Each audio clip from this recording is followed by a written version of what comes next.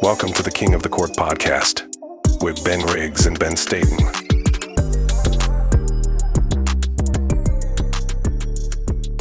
All right, welcome to the King of the Court podcast. I'm Ben Riggs.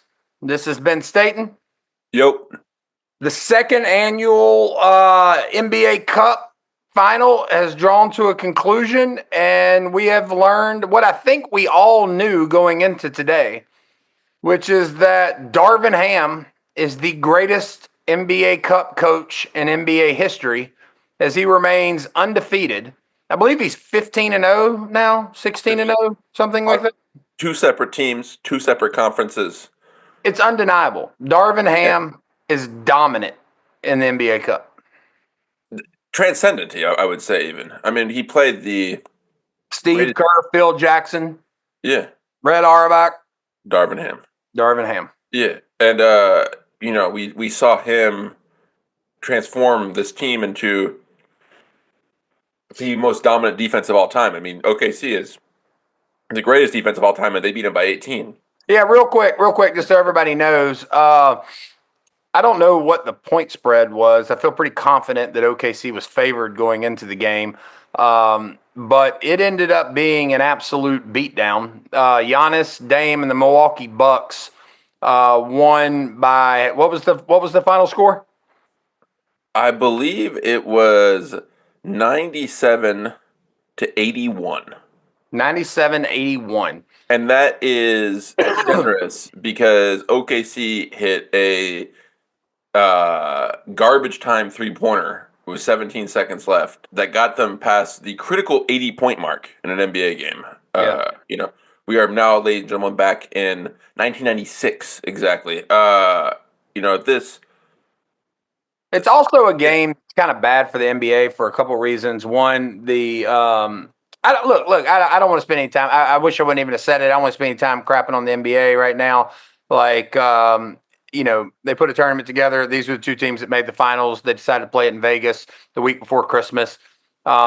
You get what you got when you make those decisions. But nevertheless, the two teams that made it there were the Milwaukee Bucks, the Oklahoma City Thunder. I think one major takeaway from this game, I'll rattle off three. You tell me where you want to start. Yeah. Number one, you cannot field a team of guards and expect to win high-level competitive basketball games. The problem that you saw with the Oklahoma City Thunder tonight is very similar to the problem that they had in the playoffs last year against the Dallas Mavericks. And Hartenstein was supposed to be there to solve it. Now, I'll say this: the person of interest on Milwaukee's team is notably larger than the point of attack on Dallas's team. But nevertheless, the problem remained that they looked like a bunch of children just slapping at his arms. Cartoonishly, he blocks a shot off of the backboard, which comes down and hits Caruso in the face. It looked like one of those kind of comedy sketches. You remember the Saturday Night Live skit where Peyton Manning's playing football with the kids? He's hitting them after the ball. Makes him get a tattoo at the end of it. Yeah. Yeah. That's what Giannis looked like out there playing with them. So, if you've listened to this podcast, you've basically heard us say, OKC's a good team. Not saying they're not. They are, in my opinion, in terms of championship contenders, fatally flawed. You saw it last year in the playoffs. You saw it again tonight. Do you disagree with that takeaway? I think that it's matchup dependent for them. I think that they have significant matchup weaknesses against teams that have a physically dominant big. And unfortunately for OKC, that's a significant number of teams. This is, let's just be frank, this is not a great Milwaukee defense. Right here. This is a team that struggled all year. It stabilized a bit with the introduction of Andre Jackson Jr., who, by the way, was outstanding today. Truly outstanding. But literally offered nothing on offense, but on defense was masterful. Yeah. But this is not a defense that has been seen as a juggernaut, and they completely shut down OKC. They they had nothing. OKC could not get to the rim, or when they did get to the rim, it was funneled to a rim protector. Well, yeah. They couldn't hit the broadside of a barn from three. Well, that's what I was about to say. That's the worst part of it because it affects more than just their game. There's been so much talk of late about the impact of volume 3-point shooting on the NBA product. I'm sure there are some market studies to test this. I've not conducted any. I doubt you have or any of our listeners have either. I'd be willing to bet the NBA has. And if it is true that volume 3-point shooting, particularly when they're not going in, is bad for the product, and tonight was a night where the NBA was saying, hey guys, I know it's sort of the waning weeks of the NFL season, but look at us. And they managed to get a lot of eyeballs on this product. It wasn't a good look because Oklahoma City was 5 of 32 from 3-point line. They shot 15% from three. I'll say that again. They shot 15% from three. And this is a Milwaukee team who plays Brook Lopez and Giannis. You are supposed to be able to get good quality looks against them. That is the good quality 3-pointers is the thing that Milwaukee basically gives up with the style of play that they want to do. This is they don't Lopez. I believe he has literally a metal pole inserted in his back after a bunch of surgeries. He is not able to close out. He is a great drop coverage defensive big, but he does not close out well. You saw it a couple times this game. He has to he kind of closes out like, a woolly mammoth, sort of slow with his arms sort of like this because he doesn't have the ability to sort of sprint that way. He can't jump high. And yet, despite this fact, they were breaking open threes. They were breaking contested threes. They couldn't make anything from They three. couldn't make anything that when they so Outcome wouldn't have been any different if they just would have dropped the ball, like drop kicked it at the goal. no, and like in the paint, I've seen a lot of talk recently about Hartenstein being a top 10 big in the NBA and just really pumping him up, and he has truthfully been fantastic, and he was good this game. He was one of the best players in OKC today. Just to be clear, but he was tied for the worst plus minus though. yeah, but this is not. He has a floater, which is pretty good. He has no other scoring offensive ability, like in the paint. He is not like you don't see him pull off a hook shot. He doesn't have a fadeaway shot. He doesn't have a attack the rim shot. This will be less of a problem when Chet comes back, but we saw like Lopez was able to roam basically freely on defense and ignore him because he did not consider Hartenstein a threat that he had to remain close by, and that made it really difficult for OKC to be able to get good, to attack the rim well because Lopez was able to close out, and basically contest layups and contest shots at the rim. So that's a problem for them that they're going to rectify. There was talk at the beginning of the year that he was going to become a stretch 5.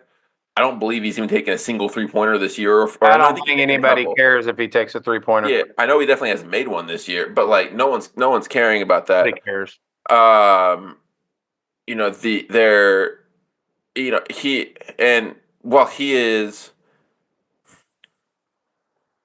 His value becomes more limited when the big he has to guard. This is true for a lot of bigs, and this is not like a Hartenstein specific reflection, but by pulling Lopez out and keeping him on the 3-point line, they pushed Hartenstein out there, and Giannis was then being guarded by Lou Dort, and we talked about that in the episode we recorded earlier this morning.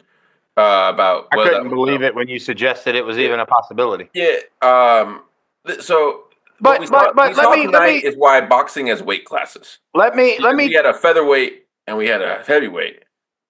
Let me piggyback off that for a second. Earlier today, we actually recorded another podcast. If you haven't listened to it, you should go listen to it. It talks a lot about it's a deep dive sort of into the analytics behind Luka's touches and usage rate and all that. It was a really good conversation. But as part of that podcast, we discussed we gave a preview for tonight's game. Both of us thought that OKC had the slight advantage, but that Giannis's stature and his abilities as a player could be extremely problematic, if not fatal, for OKC. And in that discussion, you mentioned Lou Dort guarding Giannis, and I basically laughed at you. But then I thought about it, and I realized there's no one else that they can have guard Giannis. You didn't think the Kenrich Williams experiment briefly that they tried as well didn't work? Well, I mean, they tried other people. Caruso, even more cartoonishly, guarded Giannis He for gives up this game. close to 100 pounds on Giannis. Not much different than my 10-year-old guarding me. Yeah.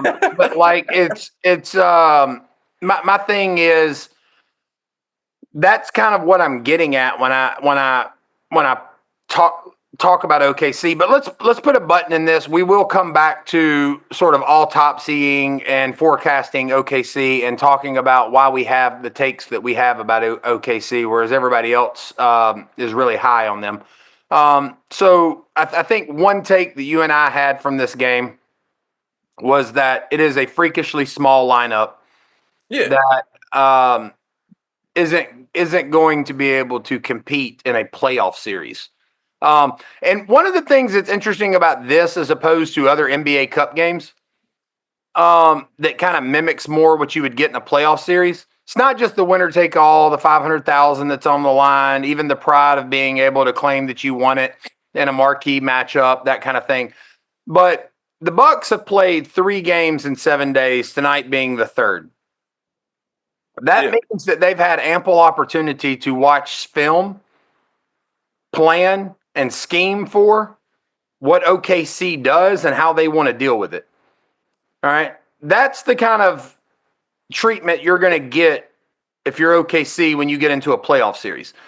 These earlier NBA Cup games, you can't do that. Even in the quarterfinals, you can't really do that because you're in the midst of a regular NBA calendar that your regular season games you're having to play.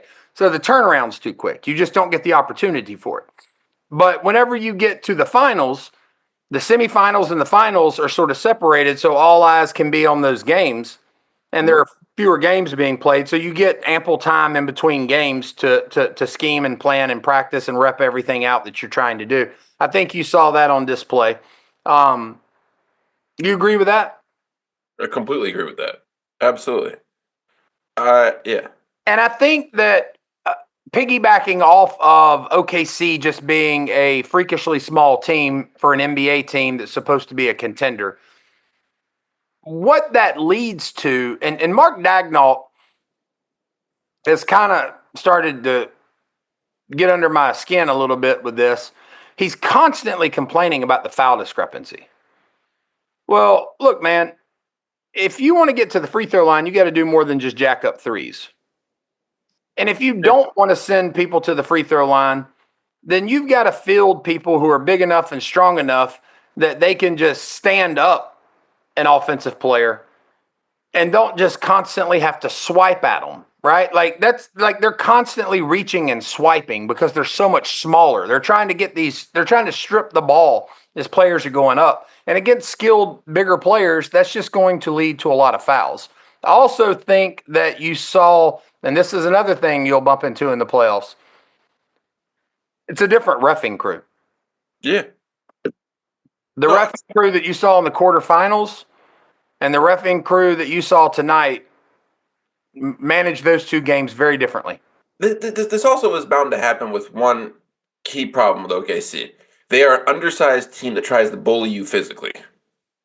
And, like, they're tough. I'm not, like, I'll give them credit for that. But they were bound to run into a team which was bigger, more physical, and was going to shove them around. Yeah, you're not going to out-tough Giannis. You're not going to out-tough Giannis. You're not going to out-tough Brook Lopez. Brook Lopez once is, like, famous for having broken one of those hydraulic doors, which like close, like are supposed to close automatically. He got so angry he broke one of those. Those are supposed to withstand basically a ton worth of pressure. This is more. They have Bobby Portis, who literally nearly killed the teammate in a practice fight. We're dealing with a situation where a bully got bullied in OKC, and they got this was honestly too without a whole lot of effort. It never felt like Giannis was extending himself in the way that you've seen him do. Like, because Giannis has turned in, even this season alone, Giannis has turned in Superman-like performances. Tonight he had a great game and he did everything his team needed him to do. Not taking anything away from Giannis. OKC didn't demand a Superman performance. They didn't need Giannis to hit the last gear. He was saving the last year. You pointed out 100%, 100%. We were talking. And I mean, like, look, and this is the problem with, this OKC team. We've heard talk more and more as they've gotten some good wins, especially after they beat Dallas, where it sort of got to a fever pitch. That we were seeing a transcendent team. And this was, all-time great. You had OKC fans out there basically already counting not one, not two, not three, but 5 championships we're going to win. And, this was, this talk, fans get out of, fans get overhyped and go overexcited. That's not a problem. But people were treating this team like this. There wasn't clear and obvious weak points. This, you pointed out a stat to me today, or after we recorded earlier, that with, Shai Gilgeous, with SGA on the court, they have, I believe, the 5th best offense in the league. Was that what it was? 4th best offense in the league. Without him on the court, they have the worst offense in the league. That is the recipe for a team to have a horrendous offensive playoffs, because you will see gimmick defenses that playoff teams will run that will really closely resemble what we saw OKC run at Luka, whose entire purpose will be to get the ball out of SGA's hands and say everyone else beat us. Because if the difference with the on-off numbers are that stark, that teams are going to force Jalen Williams, they're going to force Chet, they're going to force. They're definitely going to force people like Caruso, who went scoreless tonight, which, part of another alarming trend. I know, he truly is a fantastic defensive talent, but, his offensive performances have been really, really worrisome this year. But they're going to force these secondary players. The problem, though, with Caruso being like a fantastic defensive talent, and he is, the problem is, it's not what they needed, man. Like they did not need another perimeter defender. It's kind of like what we were talking. We also in our earlier podcast kind of analyzed the Schroeder to Golden State trade. Yeah, and we were like, okay, there's another ball handling guard. Yeah. in Golden State. Like, he's good. I like Schroeder a lot. By the way, they have 6 point guards in their rotation right now. I just want to get up Schroeder. You put Schroeder on Milwaukee, I think it changes the landscape of the East. You put Schroeder on the Lakers, I think it completely transforms that team. I don't understand Schroeder in Golden State. I mean, it's not that he doesn't have a place there. It's what's happened to Bajewski, all that. I don't want to go down a sidetrack with Schroeder. But my point is this. On the defensive end of the court, OKC is too small. Absolutely. Because they're too small, they're constantly trying to compensate by getting steals and swiping and all of that stuff. They're swarming, they're swiping, trying to get steals. The 3 S's. Swarm, swipe, steal. And what that leads to is the 1 F, fouling, which puts people on the free throw line, which Mark Daignault loves to complain about. And the discrepancy is made even worse by the fact that OKC jacks up threes, which is made even more concerning by the fact that they're not a great three-point shooting team to begin with. And they only have 2 people on the entire roster who can dribble. Which gets to the next big problem with OKC is that while their defense is good, and they may even finish the regular season as number 1 defense in the league, because I think part of what makes their defense work so well is during the regular season, you just don't have the time to, do a lot of film study on teams in advance of games and rep out schemes and all that different stuff. And that all changes the minute you get into the playoffs. And I think that gimmicky defense will get picked apart, much like it did tonight. Absolutely. I mean, it was cartoonish. They've got 4 people standing in a phalanx waiting for Giannis to come, and Giannis is just like, Dude, It- the Brook Lopez for a little easy basket under the goal. Look, I've literally, I've watched the Spurs my entire life. This was Tim Duncan from the 2003 Yeah, 2004 Spurs. 100%. Basketball in the paint. He gets it. He waits for the double team. In this case, he waits for the 8-tuple team because they were throwing the entire roster at him. Okay, and they're like a swarm of gnats. Okay, he's holding the ball up there. They're just like swarming him. He puts his hand in the air. He hits the open man, or he makes the hockey assist. Hits the man who hits the hockey assist, and Gary Trent Jr. hits a three. That Well, happened. the only difference is at least Tim Duncan was facing people who were relatively comparable and like the size of the teams they were facing were relatively comparable in size. Like OKC is so small. Yeah. Like it is like this is a perfect example. Yeah. This is a perfect example of what I mean. When because people are going to be like, oh, this dude just wants to shit on OKC. And he's saying like it's because you don't have time to review the film and all this stuff. Dude, it's not true. Look at the Denver game.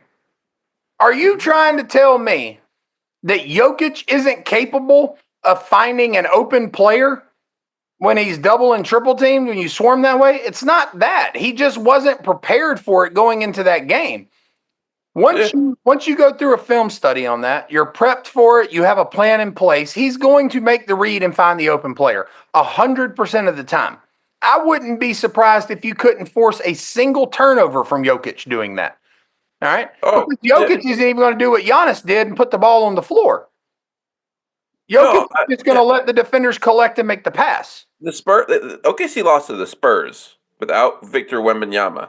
And the backups of the Spurs, Zach Collins and Charles Bassey. Bassey had a good game that day. Bassey dominated them. He was 5 for 6 in 21 minutes with 12 points and 8 rebounds and 2 blocks. Yeah, Collins also had a good game. The Spurs centers combined to go 10 for 13. If you have physical centers, even with Hartenstein, this is still a team that struggles with that. And especially if they have some amount of mobility. And this is going to become more and more of an issue because there's not a lot of playoff teams that don't have a dominant big of some sort. And OKC's swarming defense is designed to compensate for their lack of size. That's why they play it to this extreme. But as you saw tonight, there are this is the first team that I saw play OKC this year that clearly came in with a game plan to offset the swarming. And they came in and they played a 1990s style basketball game against them. They played through the post. They had their big man in the post. They played out from him. He passed out a double team, passed out a triple team. They get the ball, they'd swing it across the arc, and they find the open man. It's a very simple. Yeah, Giannis and Dame 2-man game. Brook Lopez. You could have passed the ball. You had a 90s type of scoreline. And the reason for that is the game slowed down. The possessions, Milwaukee was taking almost all 24 seconds of 24-second shot clock. There's a lot of fouls. The rebounds are short rebounds, not ability to run off of them. If you can, OKC in a similar way that we talked about Memphis earlier, needs to create turnovers and get in transition to get easy points to be able to compete offensively. Yeah. And if you're able to take those away, they really struggle. And I think you're going to see more and more teams do that. Now, you have to have a big that OKC fears enough. The problem that we last in the playoffs was New Orleans saw this and tried to take advantage of it, but they only had Jonas Valanciunas, and they also only had an injured Brandon Ingram out. Yeah, and had they had Zion Williamson, it would have been different. But they were trying to force OKC to double Valanciunas, and OKC basically was like, look, man, he's not good enough for us to to risk doing this. But that's my point. This OKC team has not won a meaningful playoff game or series. I mean, not playoff. They've won a playoff game. They've not won a meaningful playoff series. All right.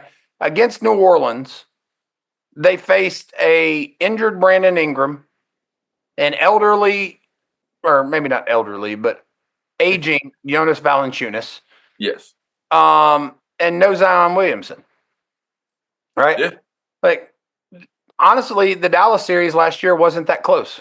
It most definitely was not. And so, like, I look at this team and I think great regular season team. Shai Gilgeous Alexander is a great player. They're too small. They compensate for the size by swarming, swiping, trying to get steals. It leads to foul discrepancies because they're also just jacking up threes on the other end. Unfortunately, they're not that great a three-point shooting team, and they don't have enough playmaking on offense. That was actually the problem that they needed to solve once Giddey left. Giddey was really the only playmaker that they had. And now that Giddey's taken his, he's up in Chicago and they've got Caruso down here, the ball just doesn't move.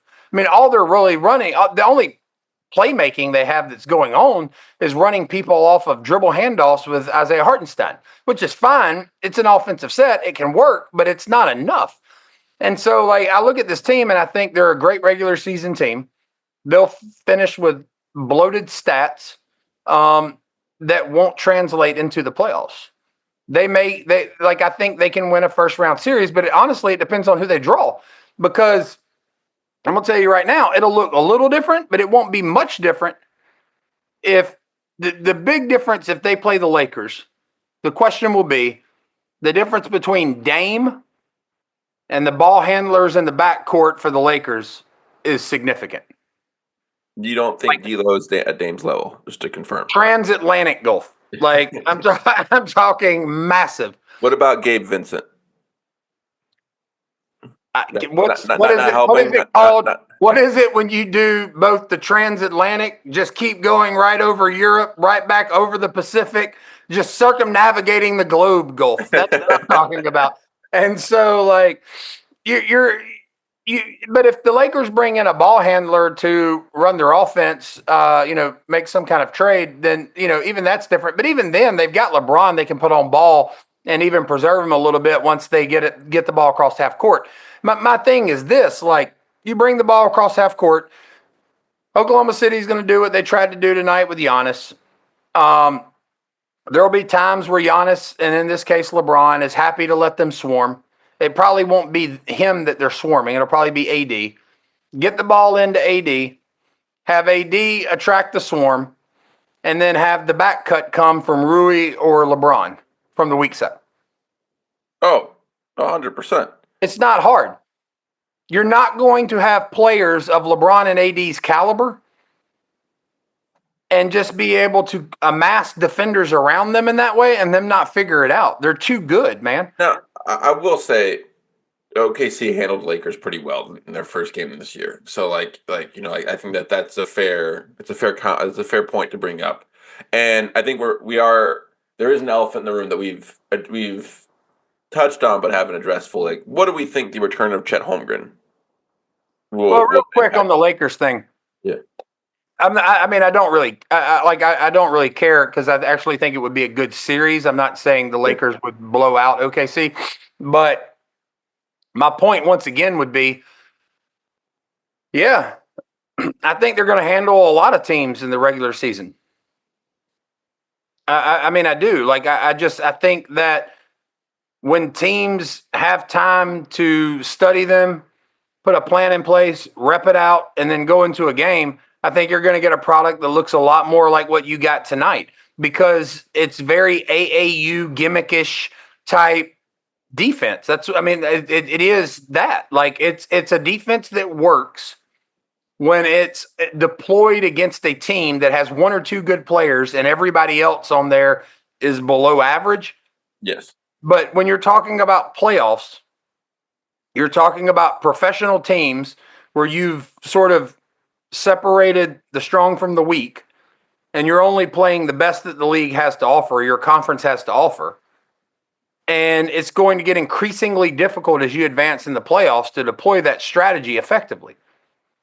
And if you don't deploy that strategy, and this goes back to the comment you made earlier today about Lou Dort guarding Giannis, and I kind of laughed at it. But then I thought about it, and it's like, well, who the hell else are you going to put on him? And who are you going to? The same thing with LeBron and AD. There's also, I think there's one more point before I think we can close by talking about Chet and how we think that his return will impact this. But the one of the other glaring issues that that popped off the screen to me tonight. The four players on OKC's bench that got significant minutes were Kenrich Williams, who had 15 minutes, Alex Caruso, who played 24, Casey Wallace, who played 23, and AJ Mitchell, who played 16. Now, Caruso, Wallace, and Williams are all three of them are high level bench players. Mitchell, this is kind of his first year, building a rotation. He's a pretty feisty. He's a rookie. He's a pretty feisty defender. But none of those bench players can create their own shot or create for others at a high level. Some of them can hit, pick and pop threes. Some of them are more streaky than people would like to admit. But that is not that is a bench that if you like they need scoring punch off the bench. They have if I were OKC, I would be looking for someone who I could bring off the bench who could add a little bit of punch. And Anthony Simons, for example, they have a bazillion first round picks that they're not going to be able to use because they already have a 13-man deep rotation. This is a team that needs someone who can come off the bench and not just knock down open threes, but that can get to the hoop, that can create their own shot. A Jordan Clarkson, for example. Yeah, Jordan Clarkson's who I was thinking of. There is like that. Milwaukee has a bad bench. Can you afford to part ways, not just with a pick, but like one of your 38 perimeter defenders? I mean, that's a good question. I don't know why there are so many of them there. The point that you're making, and I'd also say not just a bench player. It'd also be nice to have somebody like Jordan Clarkson who could actually create a little bit too. Yes. Absolutely. Because then you can actually see them finding like starting minutes as well or closing minutes.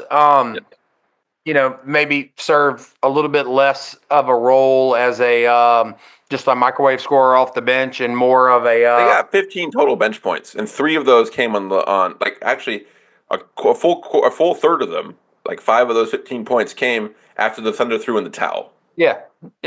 No, so they had 10 bench points all game. That's not winnable. You can't win a game that way. Yeah, I mean, I'll just say it again because I think it's, and I'll add this, I guess, caveat to it is when OKC beat Dallas, I came on this podcast and I was sort of defiantly confident that Dallas is still a better team than OKC. All right. And my reason for thinking that was primarily like I just didn't see anything that had anything to do with the way these two teams match up. I saw, first and foremost, like a Dallas team that seemed inconvenienced that they had to go play this damn game. Luka seemed unbelievably disinterested in being there. In addition to that, I saw sort of a gimmicky defense that I just didn't think would work. And Jason Kidd has a history of just really honestly kind of not taking, those type of encounters all that seriously. And I think like you look at the first game of the playoffs last year and it's sort of indicative of that. And so the caveat I'm offering here is in the same way that I was like, well, I'm not going to let this one game change sort of how I rank these two teams in my mind because I think that Dallas is also just beginning to scratch the surface. And maybe you can make the argument, which I think we're about to kind of get into that discussion with Chet, that OKC hasn't scratched the surface yet either because a significant piece for them it was injured, not available tonight. But my thing with OKC tonight is like the reason I feel so strongly that this is not a championship team is every reason they struggled tonight is the reason I don't think they're a championship team and have been saying all along, I don't think this is a championship team. They struggled tonight because they were too small. They foul too much to compensate. They give up too many free throws. They don't get enough free throws because they jack up threes. They don't shoot the three particularly well when people guard the perimeter.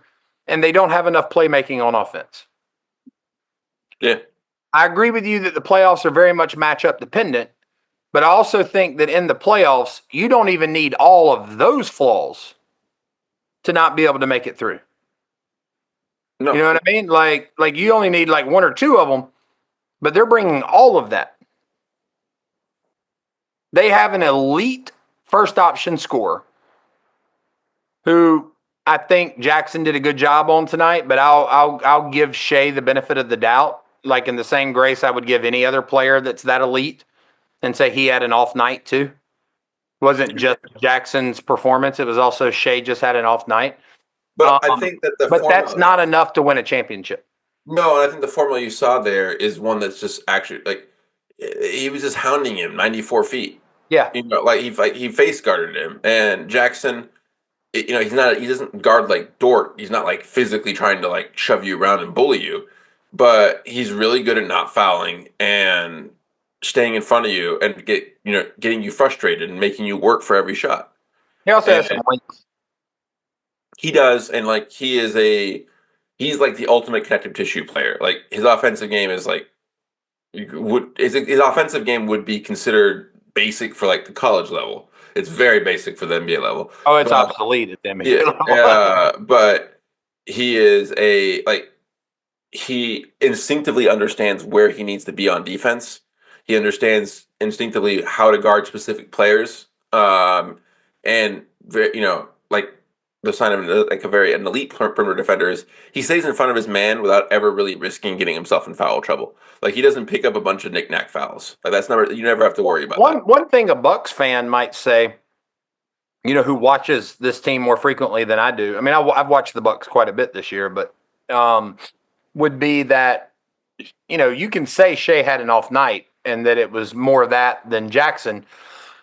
But I did notice earlier in that game when they had AJ Green on him, Shai was not having an off night.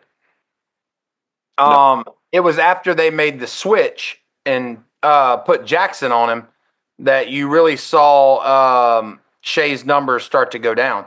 I mean, Shai's best quarter by a mile was the first quarter. Oh, yeah. And it wasn't really even all that close. So, real quick, before we move on to the Chet thing, I do want to take a minute and just say, like, the Milwaukee Bucks have righted the ship. They are playing good basketball. AJ Green and Jackson have been revelations for that team. Yes. Giannis is having a career year in a career that is already an all-time great career. Yep.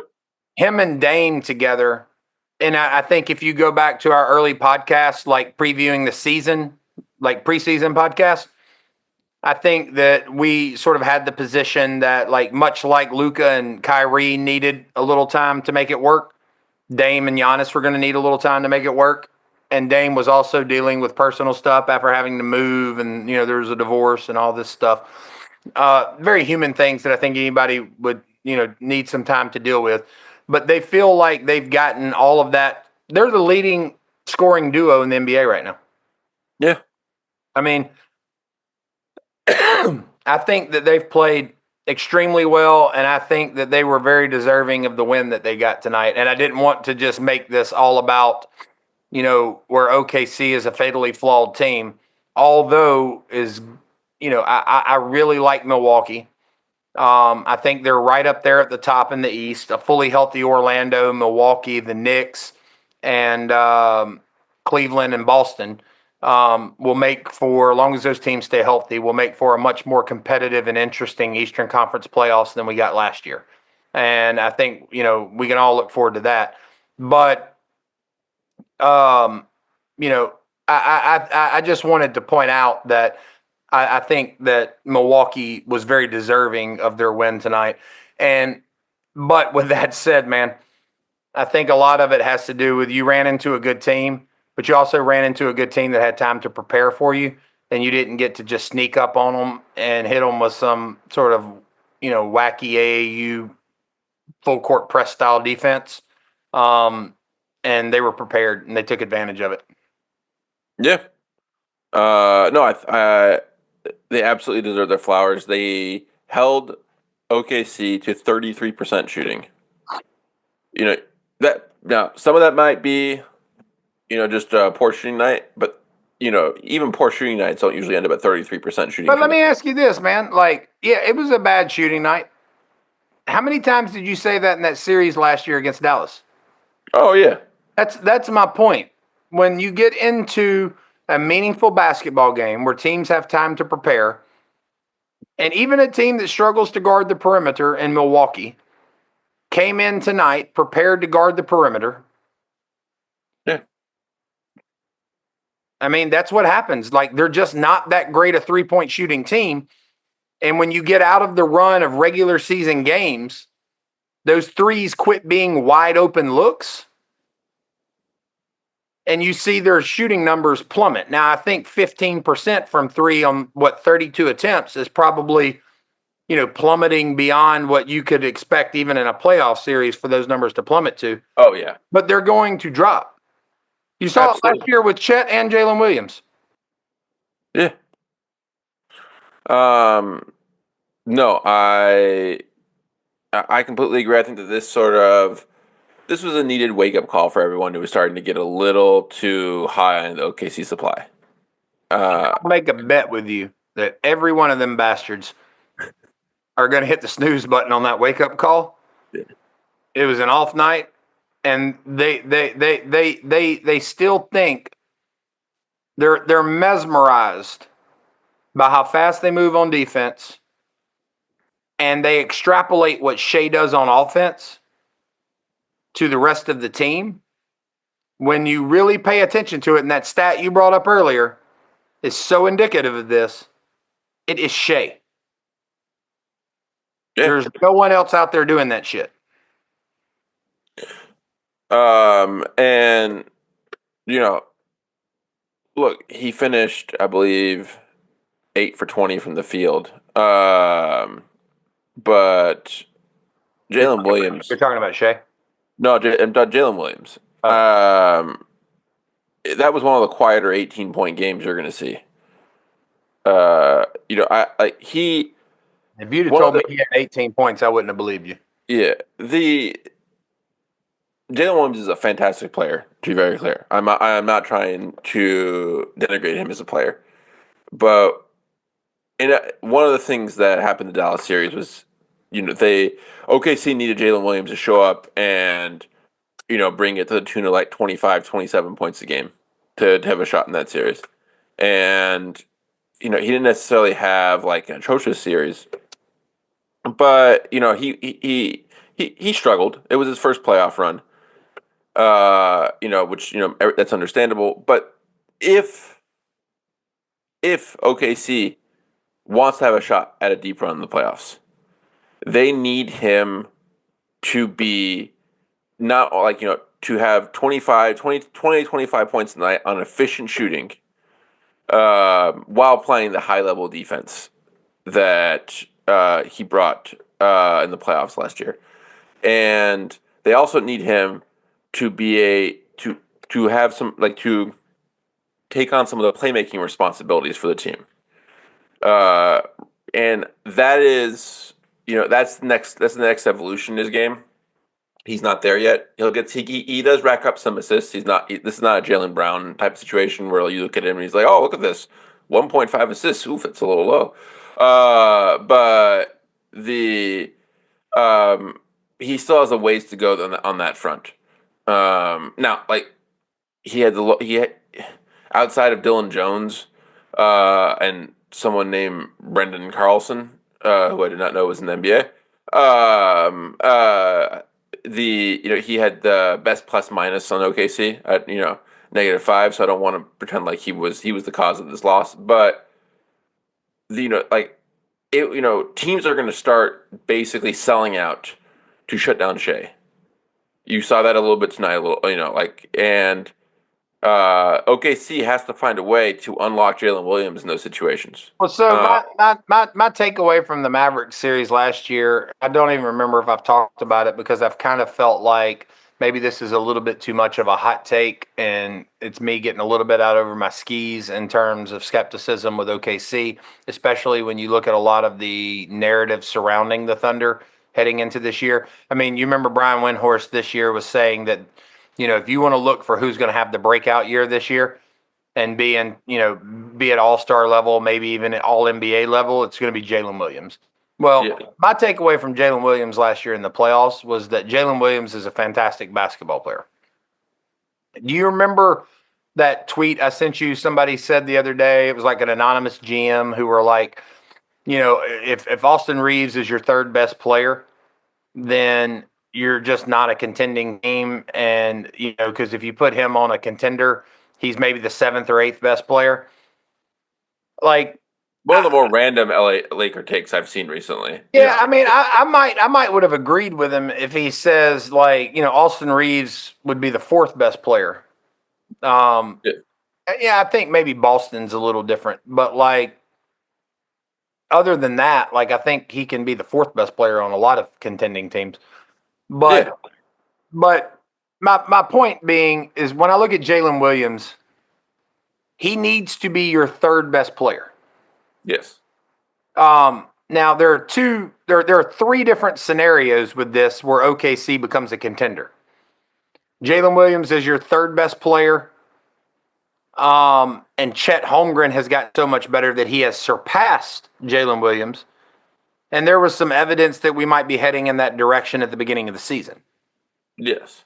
That's one way to get there.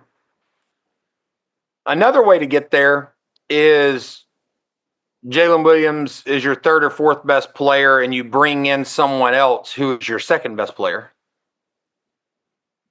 I don't see that happening. And then the other way is you just wait for Jalen Williams' development and see if he can kind of reach the level of being the second best scoring option on a championship level team. But as of right now, I just don't think he's there. Well, I think this is a great segue into talking about I agree. I was going to say 800-pound gorilla, but with Che, it's more the 190-pound gorilla. In the room. Someone who I might add had a fantastic beginning of the year for OKC, and that's of course Chet Holmgren. And I wanted to give the floor to you as our resident OKC homer, but and supporter. What do you think that adds to the team? What do you think he brings, and how high do you think he raises their ceiling and their floor? I think that's the second best player on this team. So, I think Chet was very impressive at the beginning of the year. I really do. I think there are some problems that, Isaiah Hartenstein there. It's not about Chet.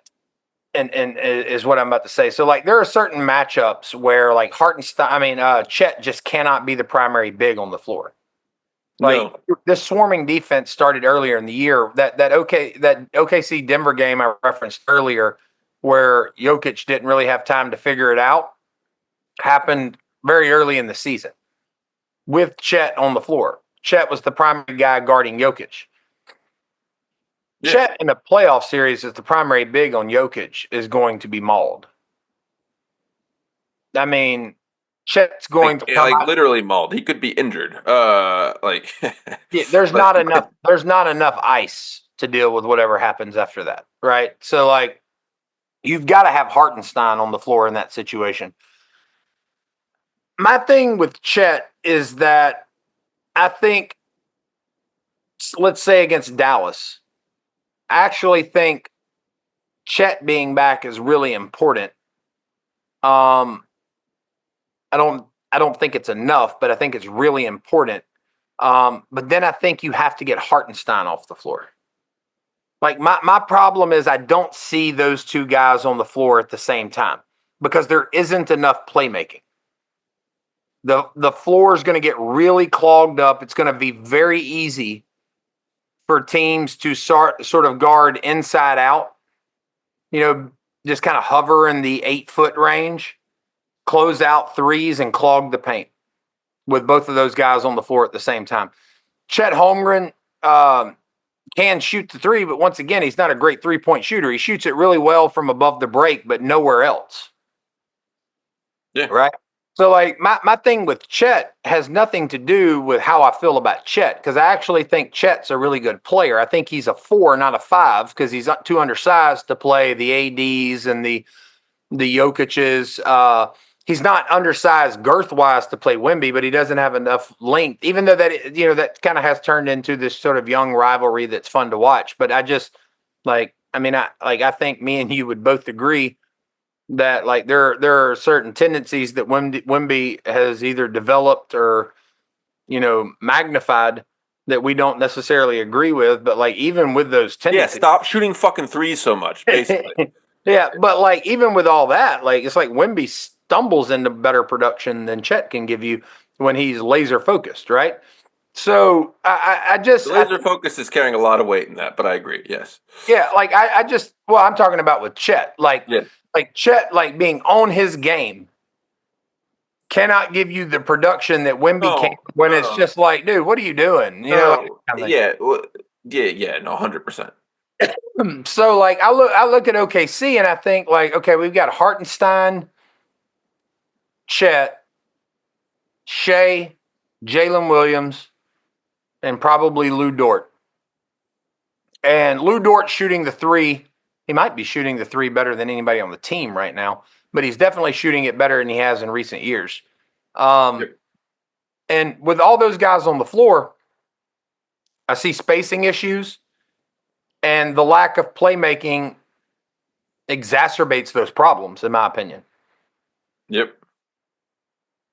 No, I think that's the key. I think the one thing I want to harp on is I've always envisioned the ultimate evolution of Chet Holmgren as a power forward, similar to the way that KG was in his prime before he joined. 100%. I think KG's the guy to think of. Yeah, and so before he joined Boston, where he was a power forward who played off of a center, but was the primary defensive and shot blocking threat. So in this generation, it would make sense to play him next to Hartenstein. But you mentioned earlier you don't really think that. I think defensively playing off of Hartenstein makes a lot of sense. Like, I think offensively, you don't think it would work? I think spacing and playmaking is going to be a problem. I think what you're going to end up having happen is you're going to relegate Chet to a perimeter player. And I think that's a problem. Yeah, I think that is. I think you don't guard Isaiah Hartenstein anywhere closer. Like, he's got to be 8 feet from the basket for me to guard him. Yes. Basically, jump hook range. Yeah, I mean that's the. If Hartenstein had a more advanced and varied post game, because right now it's basically he just sort of takes floaters, which he's good at. To be clear, I mentioned that earlier. He's good. He hits the floaters and that. But like, it's not really out of a post play. It's actually out of like a dump pass where he's just open and he's sort of hanging. He's literally just hanging out in the paint. And the ball, he's open and he just shovels it into the rim. That's kind of what he's doing. I've yet to see like any semblance of a back to the basket game, even like a baby hook, or like a fadeaway, a fadeaway jumper. Then move to the basket from back to the basket. Yeah, spin move up and under. Hey, give me a Wilt Chamberlain finger roll if you got it. There's none of that. And that's like a lot of teams have been trying to eliminate those specific moves from their offensive repertoire. So, he may have it. He just OKC doesn't want to use it. I would be doubtful that's the case, but I will always leave that open as a possibility. But I think that I do think that he's going to make a difference. I'm not going to say that bringing Chet Holmgren is going to make them worse or keep him treading water. But I do think that we mentioned this all year. You've harped on it. I think that defensively, the fit between the two of them works well. Offensively, it's going to be clunky. And And this offense is already clunky. We're not like they've gotten a pass on it this year because they've won games and they get a lot of points generated through steals, which makes up for some of their inefficiencies on offense because they just generate free points. But adding another big into this lineup, even one who spaces the floor, is going to make this offense like it's not going to be a seamless fit. And I do think that as the season progresses, I think you're going to see teams realize how dependent the Oklahoma City Thunder are on Shai, and start running gimmicks to try to take advantage of that. My thing with Chet though, like out on the perimeter, yeah, not a great 3-point shooter. His ability he's a pretty good one though. He's not bad. If I'm not mistaken, he's only shot one shot above 32% from 3 all year, and it's the above the break one. You're talking about Chet? Yeah. Oh, okay. I thought he was shooting better than that, but I may be wrong. Yeah. I think he's at like 31, 32%, but what's carrying that number is the above the break 3. I think it's somewhere around 40. Gotcha. Okay. Yeah, he's at 37 and 37.8 for the year. No.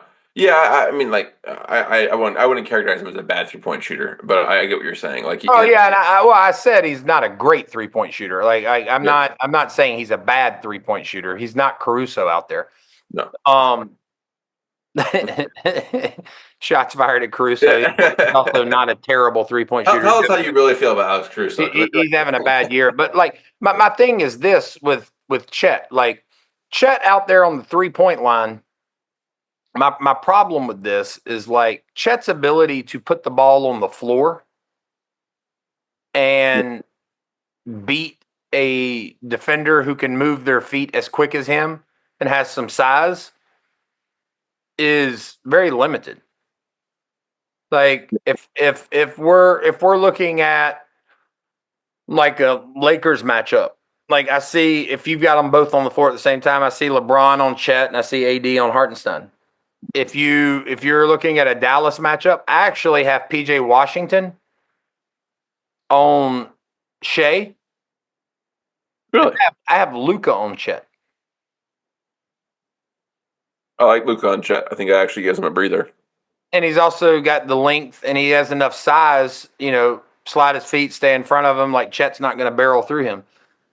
So like, I think them two on the floor compromise the offense so much. Now I do think that, it changes their defense. Like there are certain matchups, like I don't think that it would have changed the outcome tonight.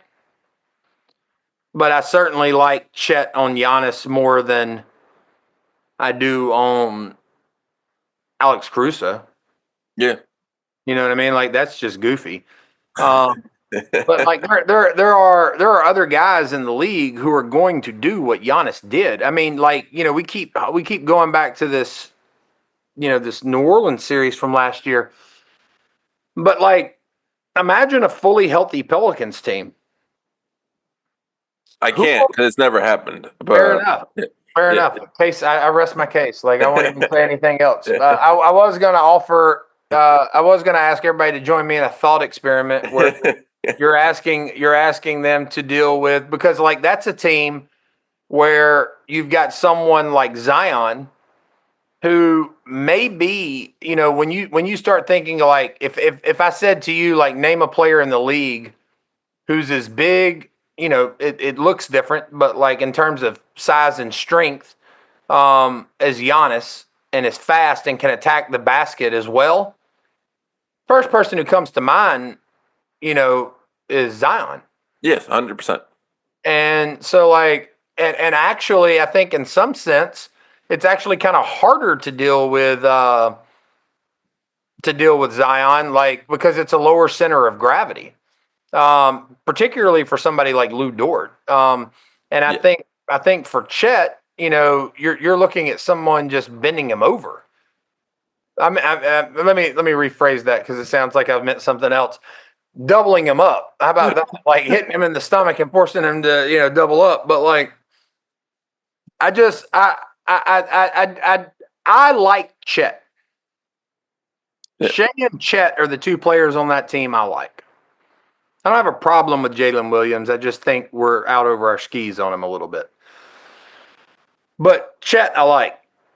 And I think that Chet's ceiling has not been reached, and that the future of OKC and their ability to contend is largely dependent upon Chet hitting that ceiling. I think really the only concerns you need to have if you're an OKC fan as they regard in regards to Chet are two. Very similar to John Morant, when the style of play that makes you effective and that everybody likes to see and what's got you to where you are right now is also the very thing that could lead to missing significant numbers of games. That's concerning. Like Chet just doesn't have the physicality to play that style of basketball against the people who guard him in the NBA. I think that he could suffer, a string of injuries as a result of trying to get under the rim and bang with people like Jokic and AD, people like that. And then two, I think that the question is whether or not what they're building in OKC actually maximizes his talents. I think you need more ball handling and playmaking on that team to maximize his talents. That's my biggest issue with OKC with both of those guys on the floor. Everything's clogged up. There's no one out there creating. And honestly, you know who the person I think who's going to be most negatively impacted by Chet and Hartenstein being on the floor at the same time? Yep. Jay. Because they're going to clog up where he's trying to get to. Yeah. No. No, I agree. I think that there's still a lot of questions left answered about this Thunder's team. They're going to be a fantastic regular season team. I could absolutely see them winning 60 games, barring injuries. But I think that, as you said all season, when the ultimate goal for this team is not the regular season; it's the playoffs. And the playoffs present them with a unique set of challenges that other teams in the NBA really don't face, specifically because they play a gimmicky is the best word I can find for it. Not the sense that it's a cheap tactic, but their defensive the strategies they use is a little gimmicky. Their offensive strategies are a little gimmicky. They rely a lot on moves by Shai. I saw him get called for an offensive foul. Nearly fell out of my chair. I was so surprised. Yeah, I don't know that I've ever seen that before. He does that. He does that little swim move that when he gets underneath the defender's arm and lifts it up all the time. And gets away. He also got away with a full-fledged stiff arm. Oh yeah, on Brook Lopez today. But it's ref differently. I caution to fans, of OKC that are rightfully really excited about their team that this you may be heading for more disappointment in the playoffs than you are expecting, given the specific limitations and construction of your roster. 100%, man. 100%. Yep. And it's one of those things that I feel like you can see it coming. Yep. But the picture that's being painted by so much of the national basketball media is the exact opposite. Yep. And I've not heard one single reaction to tonight's game other than yours. Yeah. But I'd be willing to bet you that the reaction is all tonight's problems will be solved by Chet Holmgren. Yeah, everyone's going to see the what is it? 5 for the 5 for 32 3-point line. Like, oh, if they just shot better, they would have been in the game. That while true, yes, if they shot 40%, they would have been in the game from 3. But this was a symptom of a larger problem with them. Like, Milwaukee shut them down took away what they wanted to take away from OKC and forced them to take shots OKC was not comfortable with. And they did that really effectively and honestly pretty easily. I did not see Milwaukee's defense was not being forced and put pressure on in any real way at any point in the game. And you can see that's reflected in the fact that they had 81 fucking points by the end of the game. And so I again, we'll talk about what we said after the Mavs OKC game. It's one game. In this case, one game out of 83 instead of 82 because this game actually doesn't count for normal stats. But one game sample size. It can be a bad game. Could be a fluke.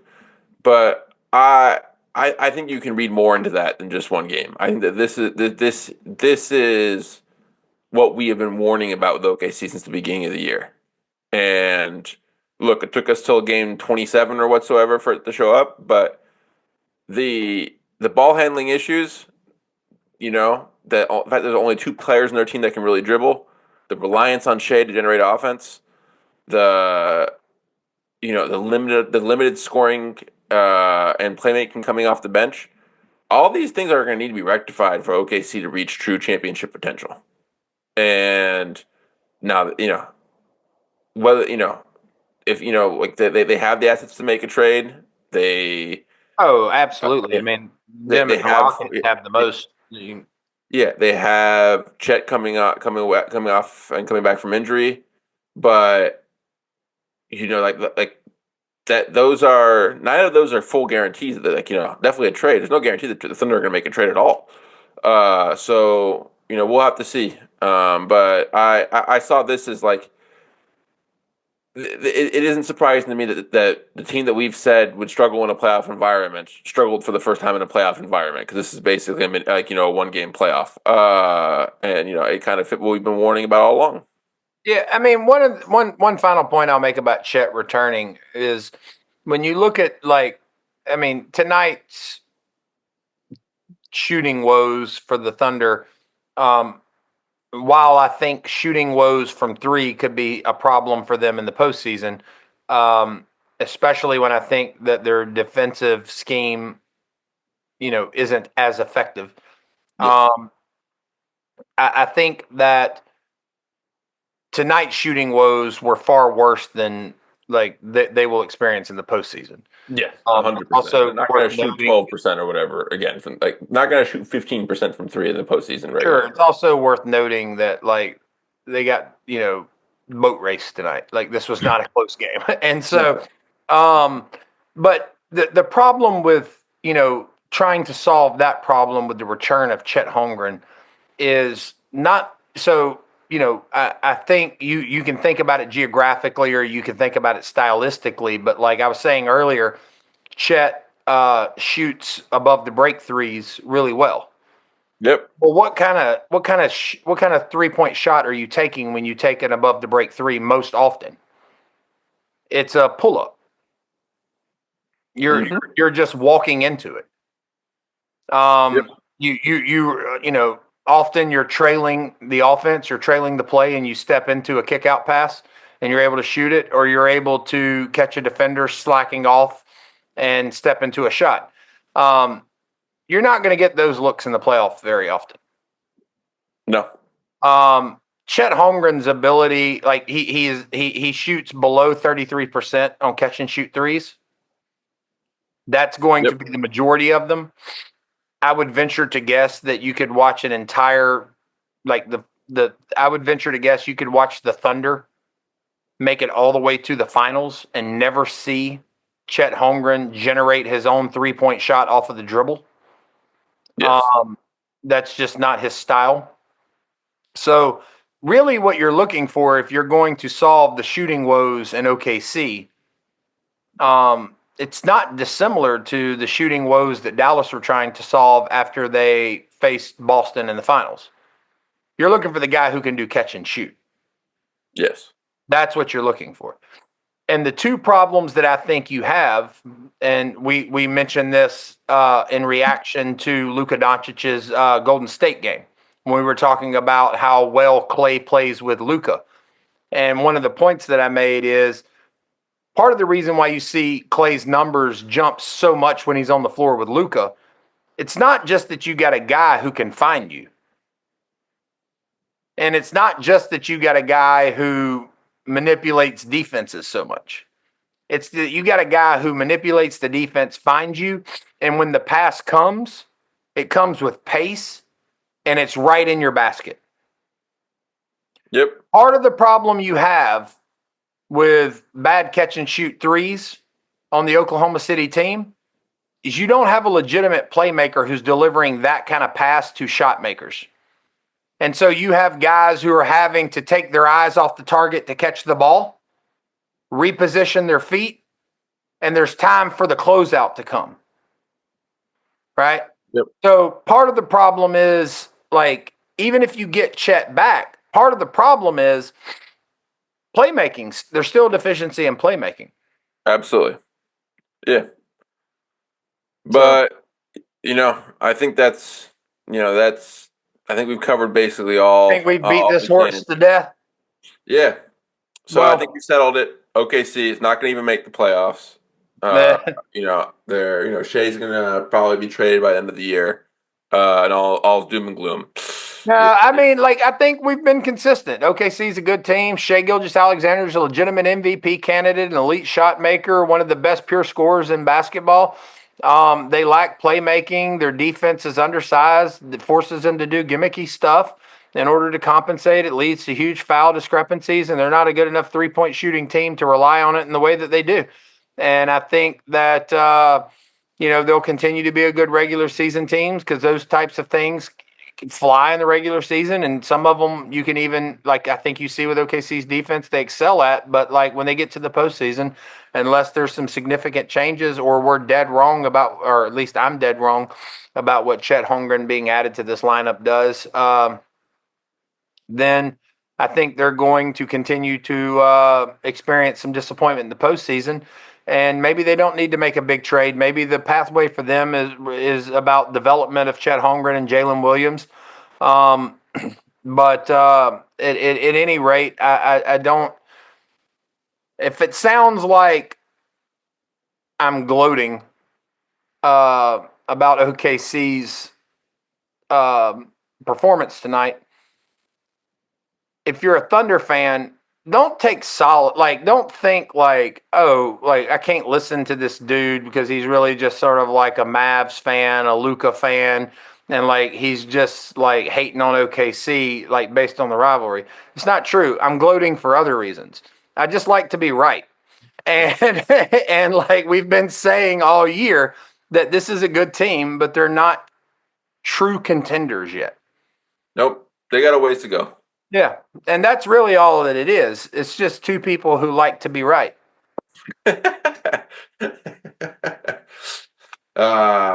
Yeah, it does feel good when you're on this end, not the end of the Mavs getting beat like a drum. This is a better post game. Better post game. You just wait for the Dallas Golden State game, and you hop back on here and do another podcast. All right. Yeah. All right. Well, nevertheless, I enjoyed watching the game. It was good hopping on here and talking to you about it. Remember to like, subscribe, share the podcast with your friends. We enjoy doing it. We enjoy having y'all and being part of the conversation. Until next time, take care. And if you're traveling for the holidays, be safe. Same here. All right. Happy holidays, y'all.